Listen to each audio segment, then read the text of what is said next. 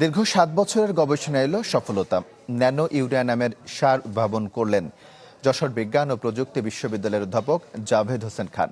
বলছেন এই সার ব্যবহারে কৃষকের খরচ বাঁচবে ২০ ভাগ।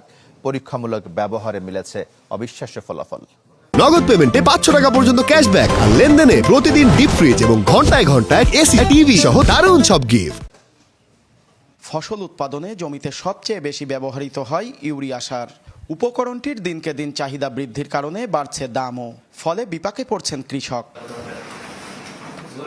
এমন পরিস্থিতিতে কিভাবে সারের ব্যবহার কমিয়ে অধিক কার্যকারিতা পাওয়া যায় তা নিয়ে গবেষণা শুরু করেন যশোর বিজ্ঞান ও প্রযুক্তি বিশ্ববিদ্যালয়ের অধ্যাপক ডক্টর জাভেদ হোসেন খান।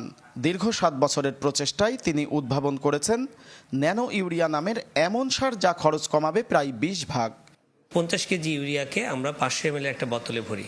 তো এটার কারণে 50 কেজি ইউরিয়ার যে কাজ হয় আমার 500 ml ন্যানো ইউরিয়া লিকুইডে তাই কাজ হয়। তারপর আমরা এটাকে কৃষকদের দেই, গাজীপুরে দেই, বগুড়াতে দেই, যশোরে দেই। দেওয়ার পরে কৃষকরা এটাকে পেস্টিসাইড যেভাবে স্প্রে করে সেভাবে স্প্রে করার পর তারা দেখতে পায় যে হ্যাঁ, বছর শেষে আমার যে সিজন শেষে যে ফলনটা হয় সেই ফলনটাও একটু বাড়ে, প্লাস আমার খরচ অনেক কমে।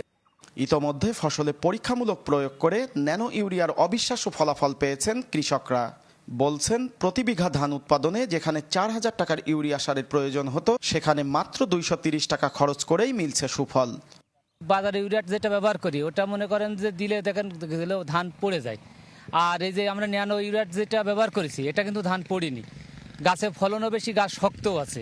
১ লিটার ন্যানো ইউরিয়ায় ১ বিঘে চাষ করেছি, ২৪০ টাকা থেকে ২৫০ টাকায় ১ বিঘে আমার উঠে গেছে।